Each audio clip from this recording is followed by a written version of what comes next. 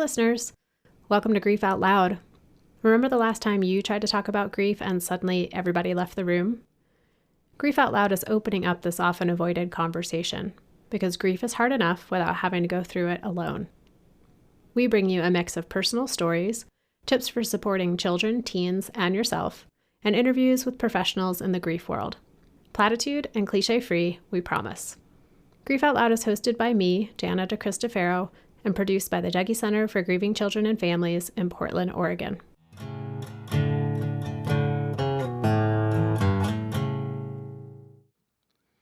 Hey listeners, before we get to today's interview, I want to tell you about an exciting development. Grief Out Loud recently partnered with BetterHelp. Have you heard of them? They provide online counseling and support with licensed counselors via video, phone call, real-time chat, and messaging. When BetterHelp reached out to us to ask if we wanted to partner, we thought, well, we better try it before we recommend it to you. So a few weeks ago, I signed up and got connected to a local counselor. It's been great. You know how when you try to find a counselor, especially in the before times, it took a lot of work? When you do finally connect with someone, you might have had to trek across town or even to a different town, navigating traffic and scheduling. With BetterHelp, I got connected in just a few days. The scheduling was super easy, and the commute just required me to walk across my house to a different room. If you're needing support and counseling, give BetterHelp a try. You can sign up using our specific Grief Out Loud link. It's betterhelp.com/grief, and you'll get 10% off your first month. So once again, it's betterhelp.com/grief. Okay, here's today's interview. The thing about working in the world of grief and loss is there's really no way to have a complete separation between the personal and the professional. I'd argue that in any venture, whether it's work, school, parenting, or otherwise, it's pretty impossible to have a total split. No matter how hard we might try, everything affecting us at home comes with us when we go to work and out into the world. Then there are times when what you do for work is also what you do at home. Alesia Alexander is a licensed therapist who, for the past 20 years, has worked with children, teens, and families facing loss. The inspiration for her work began back in 1994, when her father died of cancer. In his last few weeks, Alesia's dad implored her to make sure she found a way to give back to others in the ways that they gave to her and her family during his illness. It took a little bit, but eventually Alesia made her way fully into the professional world of supporting others in their grief. Over the past 2 decades, she served as a consultant on grief, loss, gang intervention, and inclusion. She's also authored 2 children's books about grief, and also a professional resource guide called Tapestries, a creative and inclusive approach to grief support with young people and communities. Most recently, Alesia served as a consultant for the Speaking Grief Initiative, a multimedia project focused on helping all of us get better at talking about and supporting grief. In the few weeks leading up to our conversation, grief has come home with Alesia in a very personal way. Her daughter's father, who had been facing brain cancer, died less than a month ago. So now, in this time of pandemic distance and virtual connection, Alesia has been working to support her daughter while also attending to her own grief. We talk about so much, about gratitude as a practice during this painful time, about the importance of love stories and making sure that children and teens know the love stories of the adults in their lives, and about what Alesia is doing in this time to take care of herself and her family. Oh, I almost forgot. One thing to note about this recording is the sound quality is not that great. And I think it's because Alesia and I recorded on the first week of school for kids in Portland, and all the kids are going back to school virtually. So I'm pretty sure the entire metro area was on Zoom at the exact same time that Alesia and I were. So apologies, the sound quality is not very great. I do hope you'll be able to hear everything Alesia says because every word is so meaningful. All right, thanks for your patience with that today. Alesia, thank you so much for joining me for Grief Out Loud today. I really appreciate you taking the time to talk with me.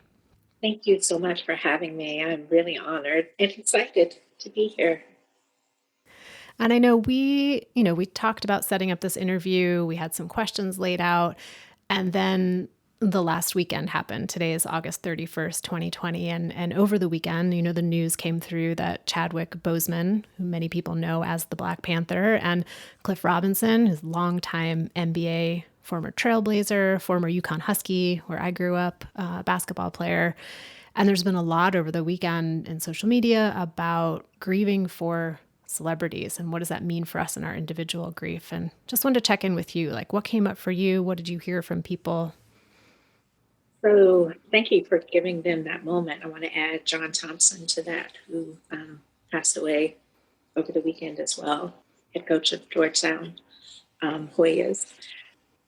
I don't know that there is a way to engage what we are all feeling and adding these other huge losses to it. I think that's, where I've kind of landed.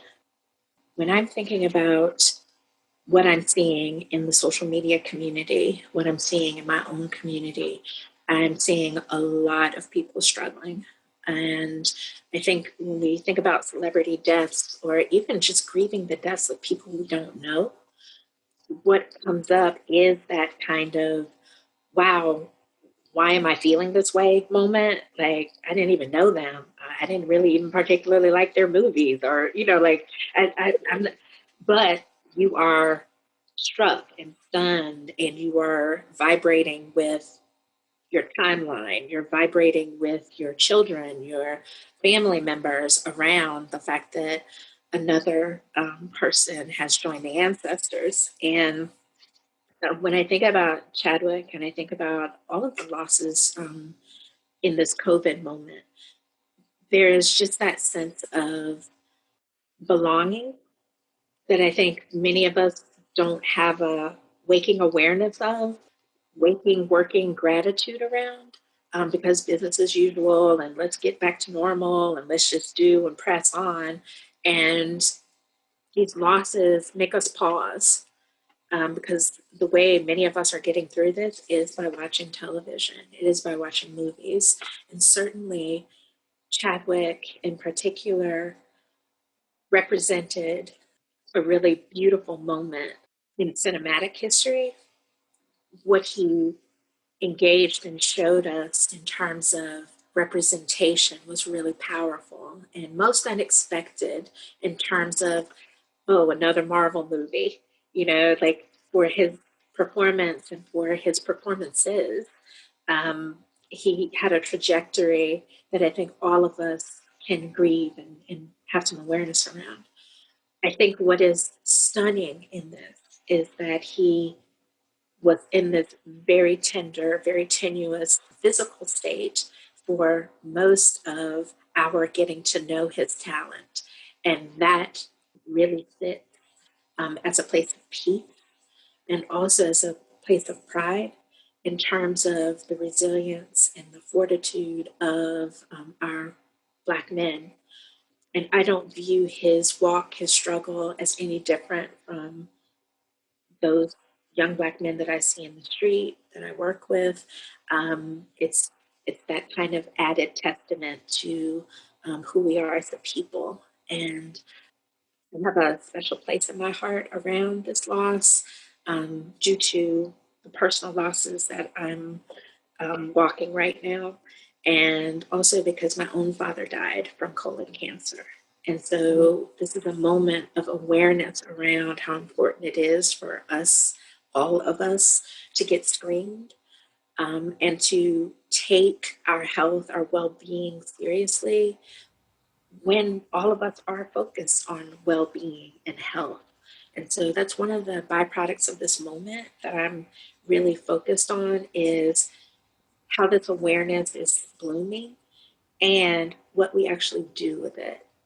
Stop ignoring because we're so busy and actually go get your screenings, get checked up, get tested, have your preventative space taking precedence right now. Alesia, as you were talking and you mentioned the word like the tenderness, the pain, and also the fortitude. And I think about you've had, a 2 decade long career supporting children, teens, families in their grief and all of the pain and the fortitude that you've sat with. And we've been in the field about the same time, and I'm curious what brought you into this world, because there's not that many of us doing this work. I know, I know.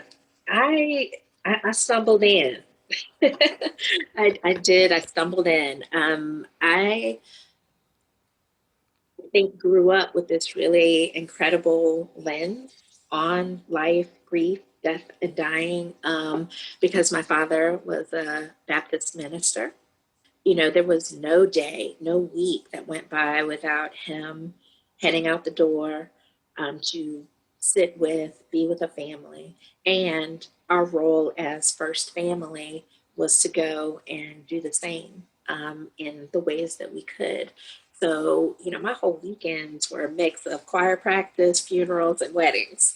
And it was a weird but oddly blessed way to kind of think about life and to think about, the lives of my friends, because my father was often an officiant, at their parents' funerals or their families' funerals. And I think it tied me to my community in a way that most kids today, especially, don't get.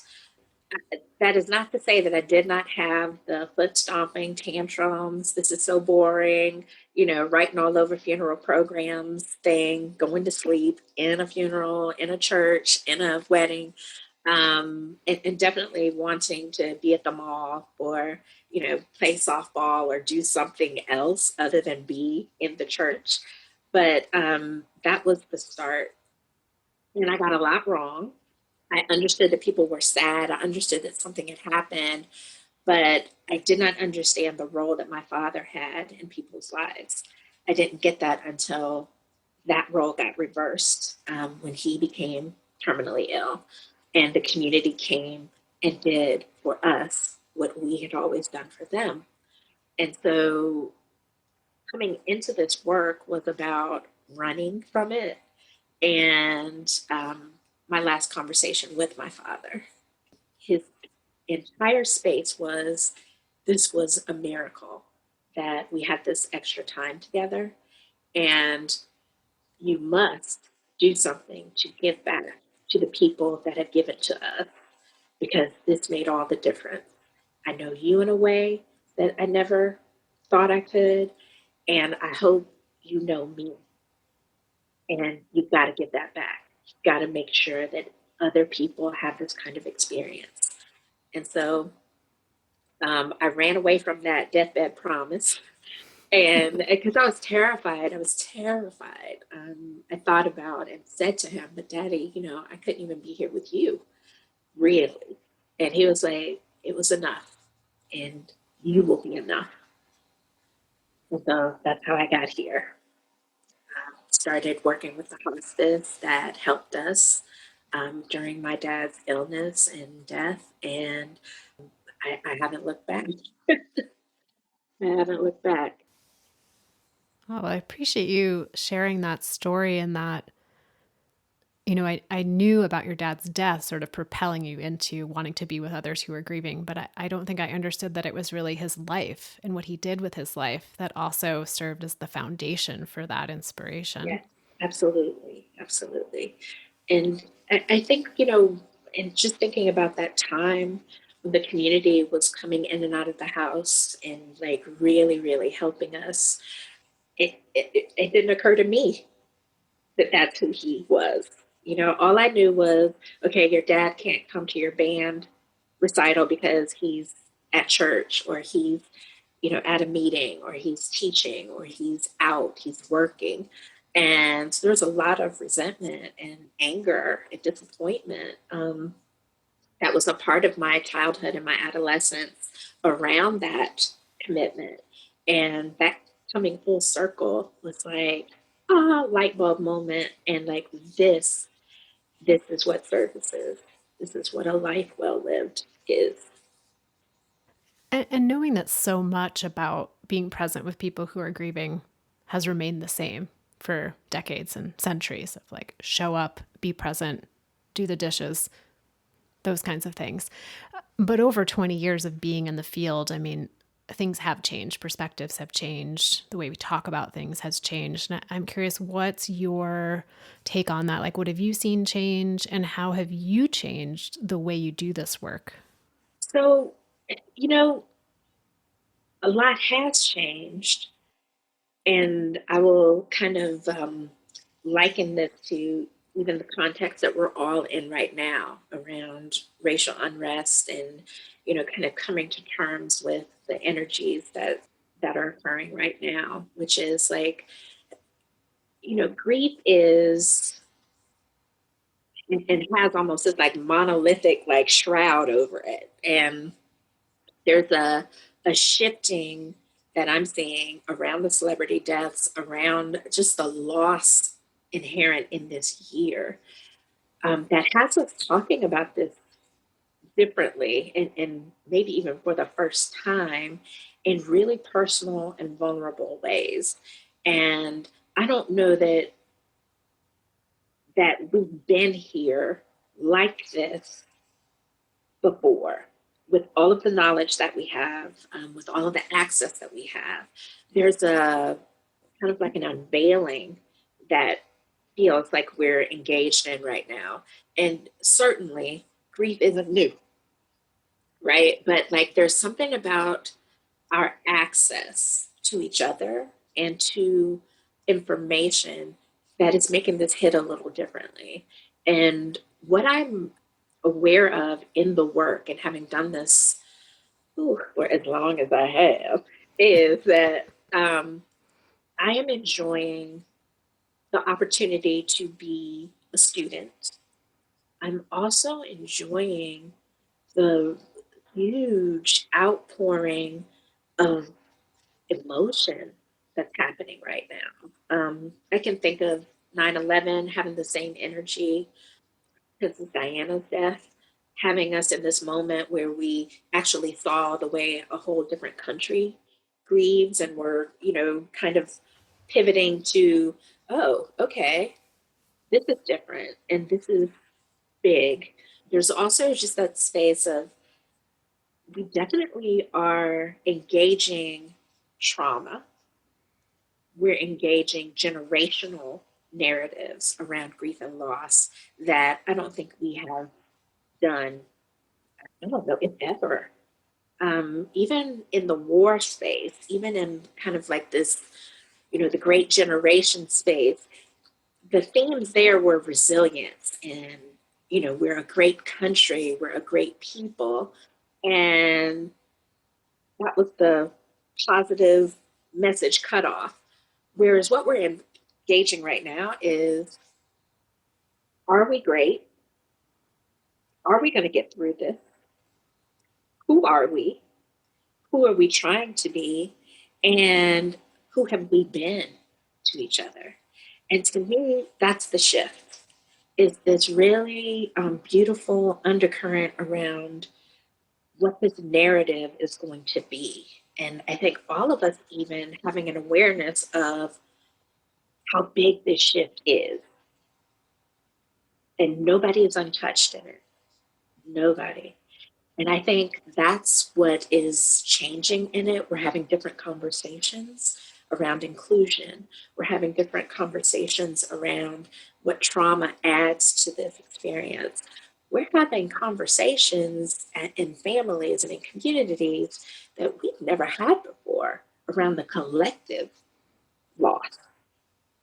And I think that's a promising and a real opportunity for learning for all of us that have been doing this for a very long time.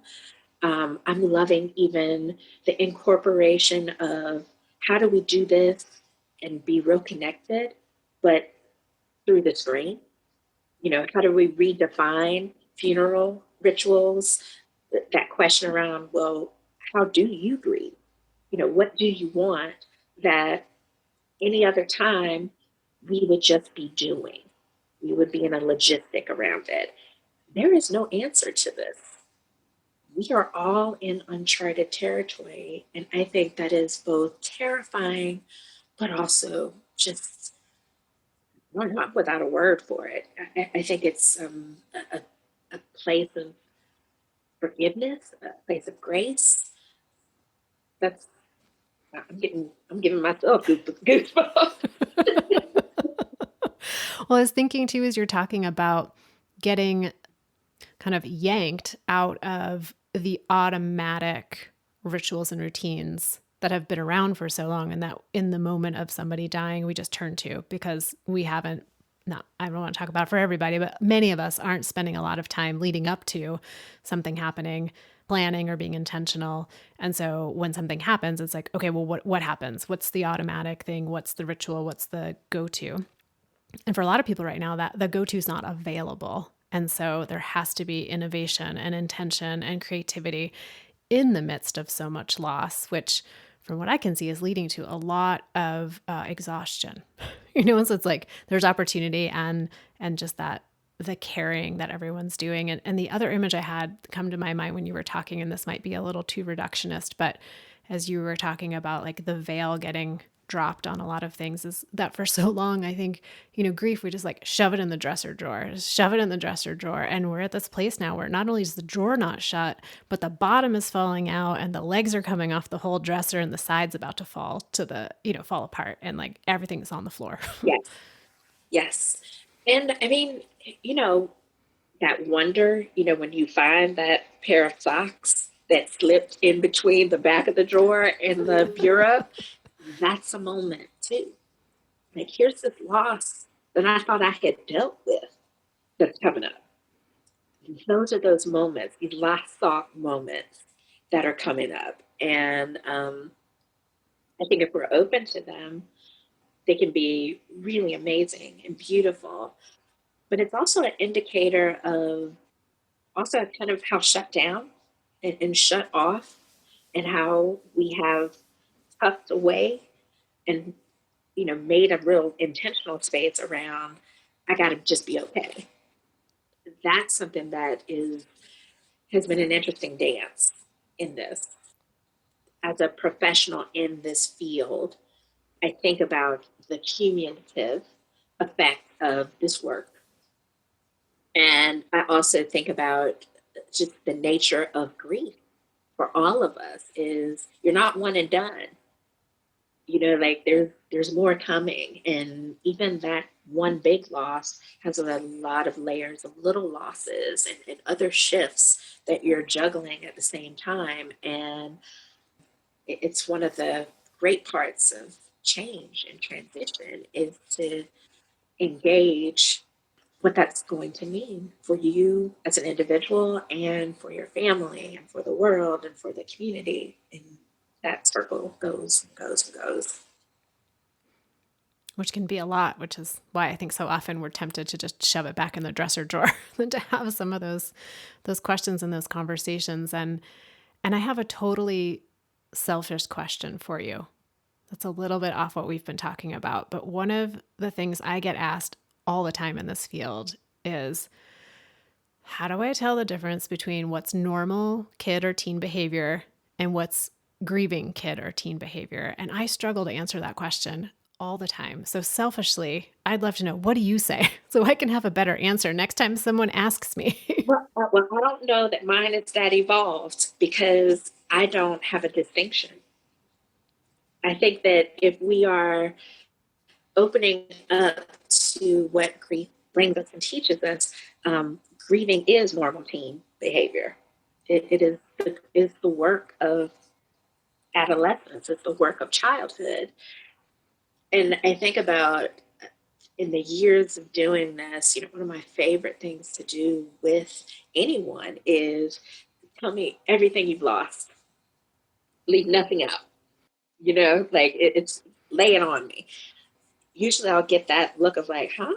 Well, you're here because, or I'm here because my mom just died, or my brother just died, or why are you asking me who I've lost? I was like, no, I'm not saying who. I said, give me all of the losses, run it.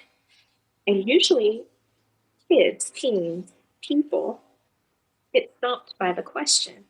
And rightfully so, because we do not think about loss as change.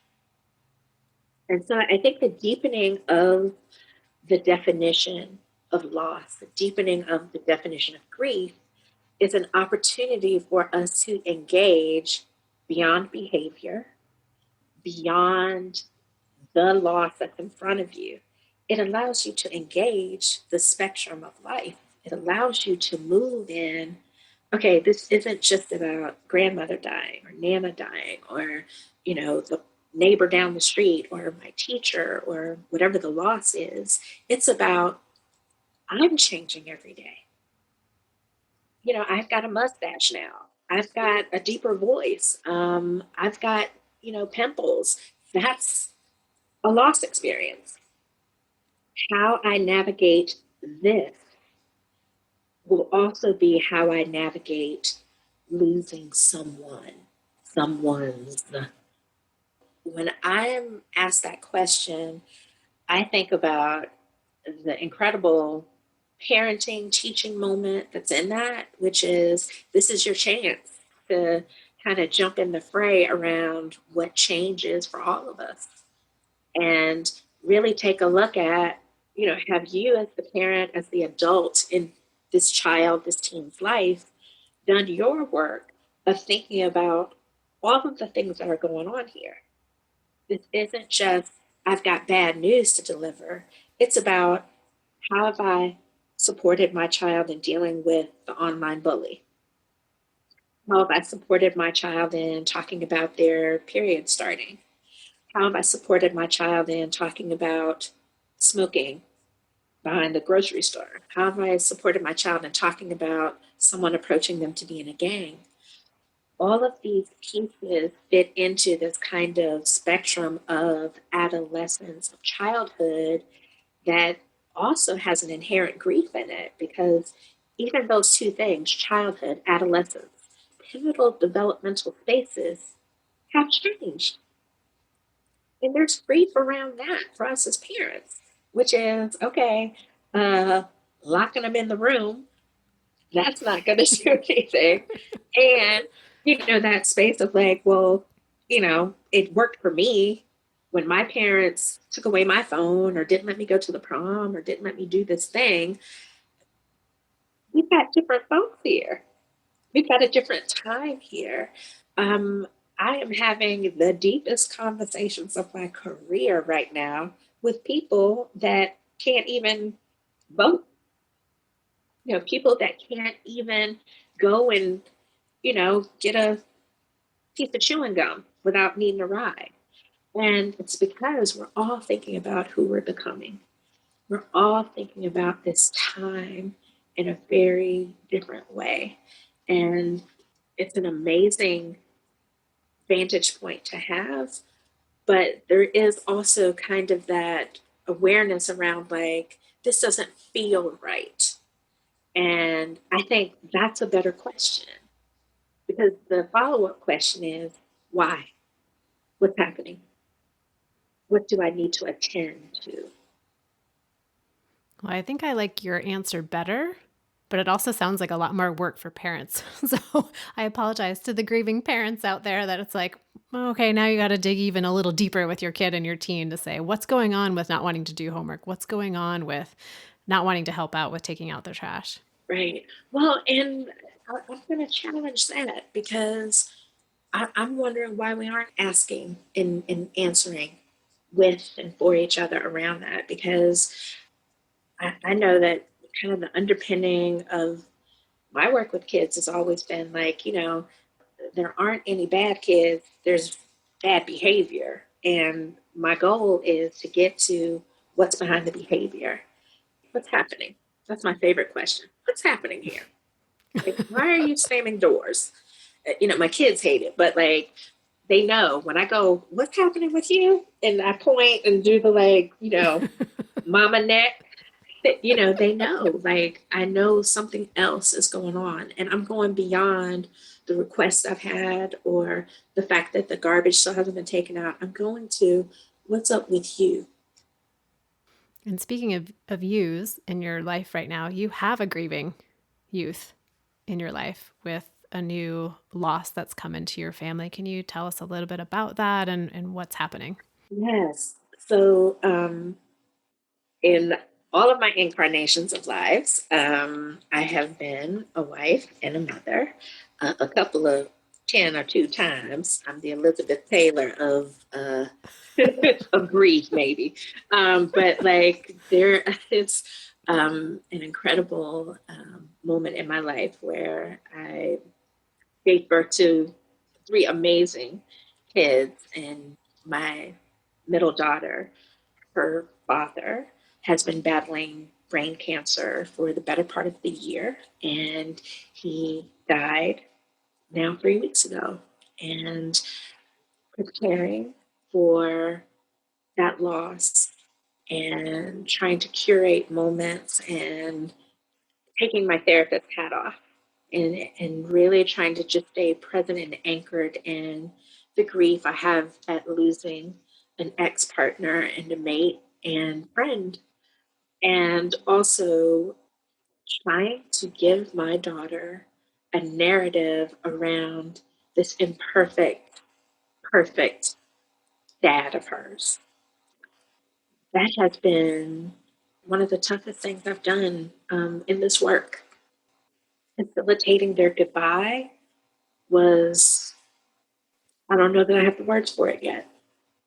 It was an important balancing act of grief, support, as well as being and staying in the moment and being very vulnerable around what this man meant to all of us, especially since all of us had a very different experience and path with him.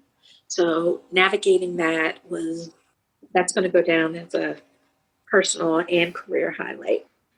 This might be an obvious thing, but I'm wondering what made it hard? What was hard? You mentioned it was the hardest thing. So here's the challenge, I think, of any child adolescent centered loss is, as parents, as grown-ups, we don't talk about our love stories enough. And thinking about this moment with my own daughter, and also thinking about all the moments that I've had with kids over the years, that is my favorite thing to do. And that's also the thing that I love to support parents in is, does your child, does your teen know your love story with the person that's died? I think we take for granted that, okay, if we have pictures around, if we have the photo album, we've done our duty. Like, it's there. You can look at them if you want to, whatever, like, but we don't do the work of talking about these kind of formative narratives of how we met, what we loved, who we were then, how we saw each other at that moment. There's a real absence of that narrative for a lot of grieving kids. And one of the things that I have really enjoyed in this time with my own daughter has been talking to her about our love story, especially since he had other partners, he had other children. So there's a lot of conflict around who we think our people are, and in particular, I think children of divorce, children who don't know their parents or have been abandoned or don't have those parents in their lives. That's usually the narrative they get. Well, your dad's not here. Whatever. I got to go do this by myself. Or, like you can riff on that forever, right? And we don't often think about the fact that we're not giving our children that place marker. Well, if she's angry now, if she doesn't allow me to say nice things, or if I don't know who this person is, that's just a dusty photo album. That's just a place that I don't feel I can go. And so I actually have really loved talking to her about our love story because there was one. There was a beautiful one, a wild one, a really incredible, life changing space. And she is a part of that narrative. Get to your love story. That's the only way we get through this is being able to create an identity around who your person was, really, as well as what your relationship is going to be moving forward. If you know who you are, you know who loved you, it makes this walk a little different. I love that idea of helping children and teens create a multidimensional narrative about the person. And that so often they can get tracked into feeling like I can only talk about my dad's good parts with this person. And I can always only talk about my dad's not so good parts with this person, but I can't talk about both of those parts with both of these people. And then kids and teens have to compartmentalize so much and it a lot gets lost in that movement.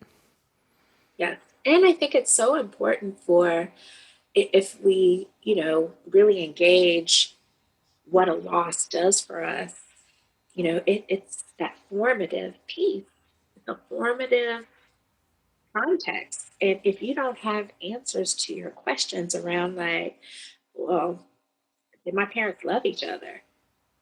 Who am I then? Like, and that's the gift. I think that even if they're hard things, complex things, because that's a question that gets asked a lot in groups and in sessions. It's like, okay, I'm not supposed to love him. I'm not supposed to be thinking about him this much because he was this bad dad or this bad person or they were never there.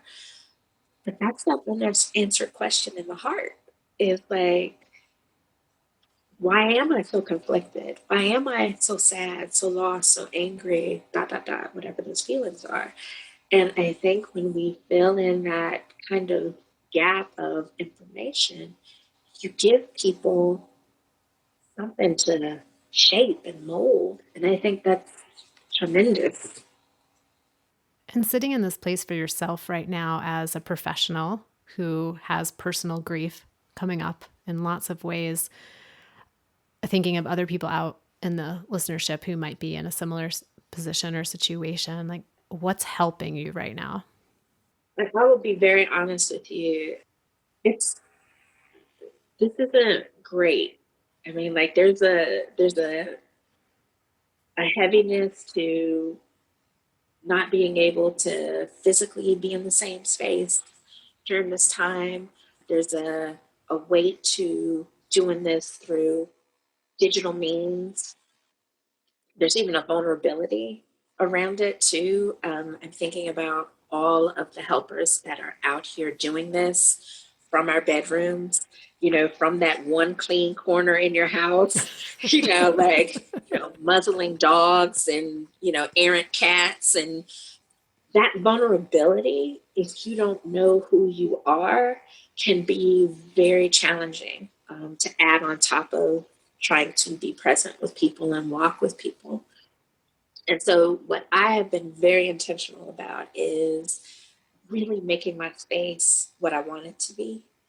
I have begun buying myself flowers every couple of days, and that's a habit I'm gonna have to break soon. It's getting expensive, but like, it's something that for both of us, my daughter and myself, having flowers in the house has been this phenomenal kind of little caretaking, like, did you cut the stems? And I want these in my room. And it's been a way for us to kind of bond.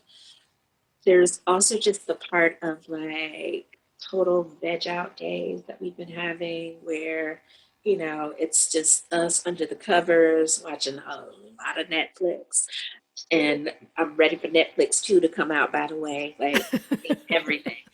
But like, there's part of this that's also about a lot of gratitude, really trying to curate that as a foundation thought in the morning, throughout the day, when things get heavy, even when she's struggling, to just be fully situated in, I'm just so grateful that we're together in this moment. I am so grateful to be home at a time where I would probably be trying to figure out how to get leave from work to be here with you.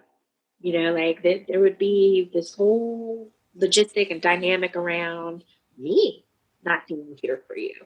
And I am so glad we get to just dance around each other all day and that you growl at me from the other side of your door. And like that's a gift of this time. I think that's a gift of this moment for all of us. This is a standstill and look around you and assess all that you have to change, all that you can be grateful for, all that you have to lose, all that you can curate and make more space for. That's what I'm doing in terms of taking care of myself, is asking myself those questions. Like, okay, is this really important to go to Target every Saturday? Or was something I was doing? I'm I'm so enjoying no.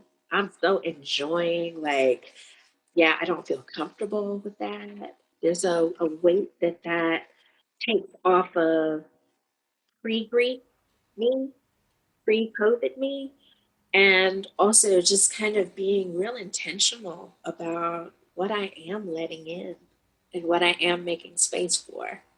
I think that that's a gift of this moment. Yeah, it seems like it's really shifting for a lot of folks what boundaries mean, what limits mean, what capacity means. And yeah, I love that idea of like what do we want to open the door to? What do we want to keep opening the door to? Because we're being a lot more conscientious about who and what we're opening the door to. Yes.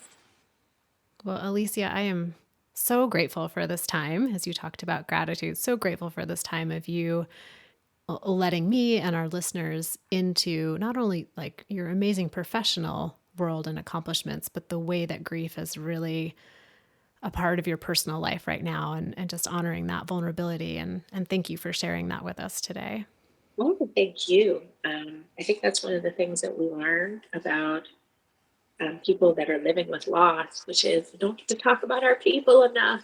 We don't get to talk about the feelings of this. And so you've given me that today. And I told you there's probably going to be tear splatter all over the laptop and that you would have to do a lot of editing. But I'm just grateful for being able to be in this moment and to share him and to share my daughter in our walk in this.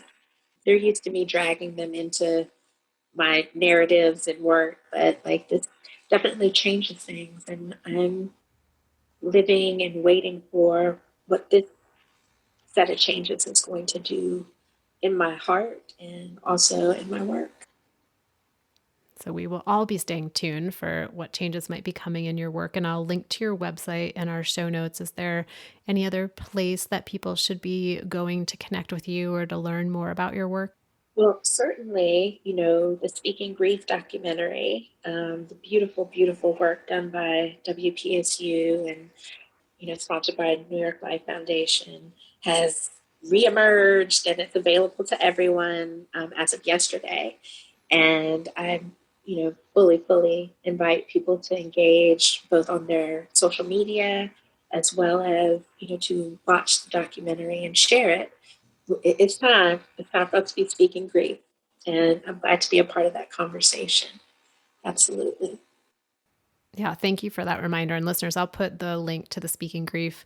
There's a 1 hour long documentary where you can hear more from Alesia, sharing a lot of her wisdom in that. And then on WPSU's social media channels and on their website, there's these amazing short video clips of people who were both featured in the documentary, but also folks who just were part of the project. So there's things to learn, things to watch, things to read. It's really an amazing whole initiative put together. So I'm glad I can connect with you by watching that video again, Alesia, I and thank you know. again. Thank you so much. Thank you for having me. This is amazing.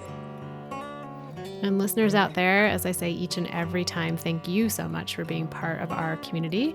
Otherwise, we'd be talking into the void. So we're glad that you're out there. If you ever want to connect with me, let me know what the show means to you. You can reach me at Grief Out Loud. That's Grieve Out Loud at Dougie.org.